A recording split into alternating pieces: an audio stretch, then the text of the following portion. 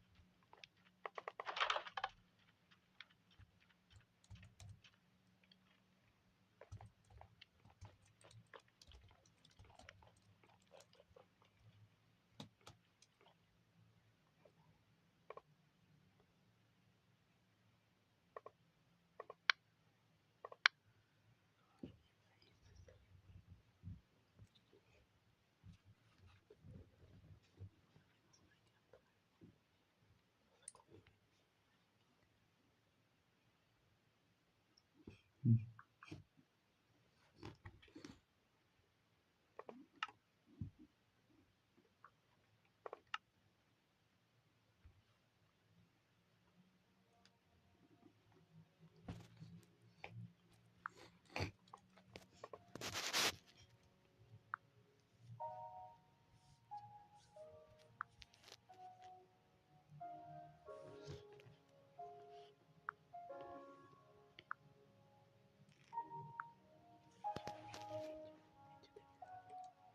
Descarga la app de Amazon y descubre las ofertas de Black Friday, con descuentos y meses sin intereses. Vender en Amazon Estados Unidos desde México nunca había sido tan fácil. ¿Por qué?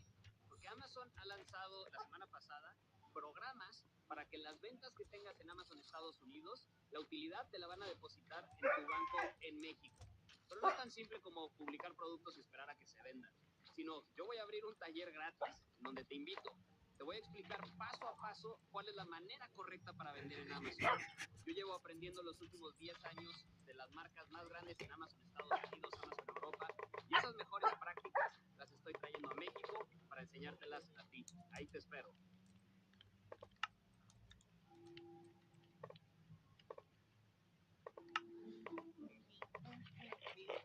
Oh, finally, the S25 Ultra. I've been saving for this my whole life. The Snapdragon 8 Elite, the 200 megapixel camera, the 1 terabyte storage, 120 refresh rate. Wow!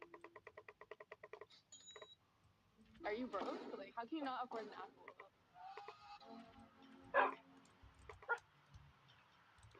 Those in front of you are three of Samsung's most iconic releases: the Galaxy S5, the Note 9, and the S25 Ultra.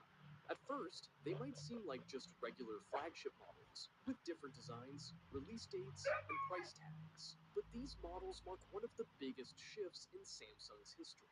A shift that took Samsung, a company once known for innovation, creativity, and culture, and slowly turned it into Apple's copy.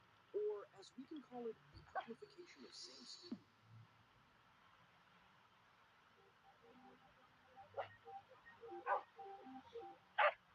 Samsung's journey in mobile phones started back in the 1980s, but its real dominance began in the 2000s.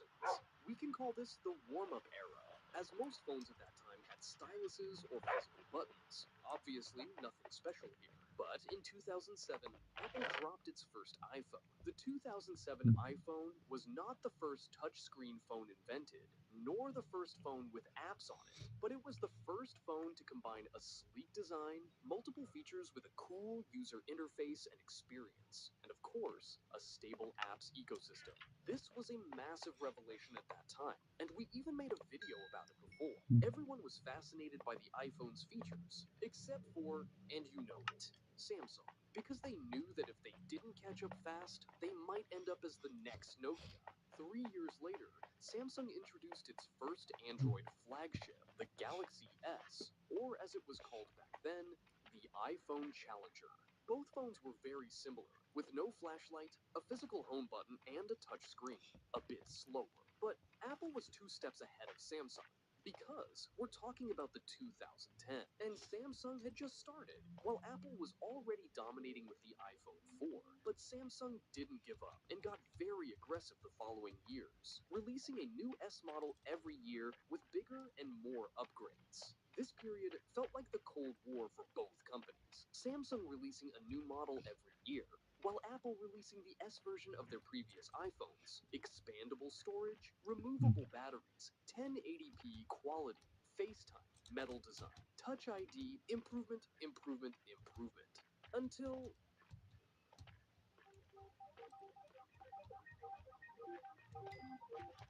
the year is 2014. Apple announced its first Apple Watch, Facebook bought WhatsApp, and Samsung released their brand new model, the Galaxy S5.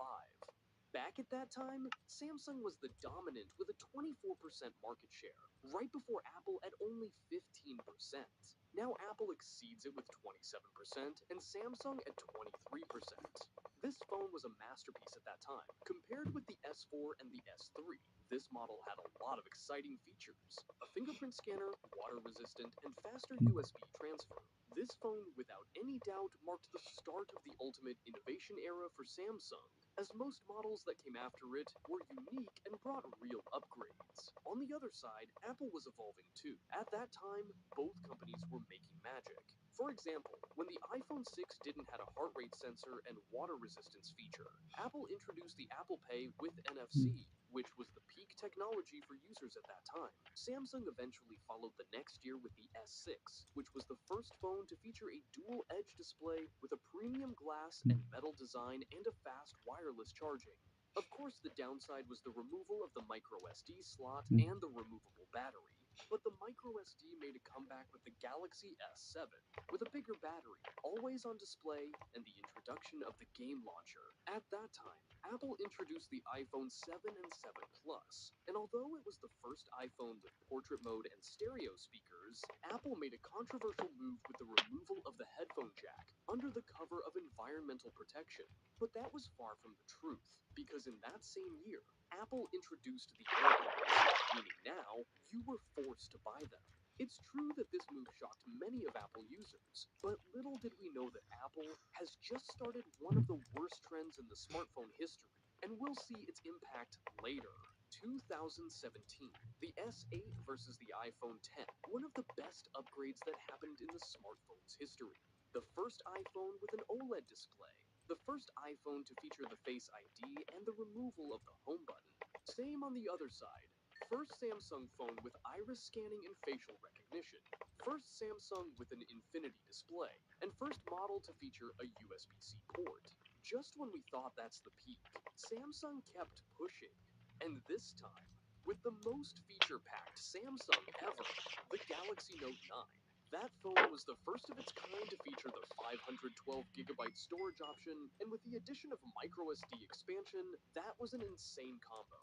It also had the biggest battery ever at that time in Samsung history, with 4,000 milliamp hours, same as the standard S25, and the first S Pen with Bluetooth remote control. Wait, still not subscribed? Come on, bro. All you have to do is follow the damn train, like and subscribe. Now, I can already hear someone asking, why did you mention the Note 9 instead of the S9? Well, the S9 was great and had few solid upgrades, but the Note 9 was literally the last everything phone in Samsung's lineup, because after the release of the S10 later, things start changing.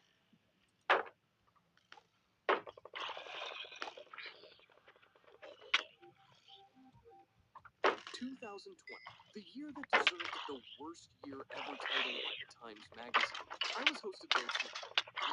Yes. Anyway, 2020 was a major shift in the smartphone world. Apple released its three main models, the iPhone SE, the iPhone 12, and the iPhone 12 mini, which was great for its small size, but didn't sell well due to its poor battery life. So Apple stopped producing it. But what sparked the controversy is Apple's decision to remove the charger from the 12 box. Now, this had a major reaction from the fans, which saw this move as another way from Apple trying to milk every penny from their customers.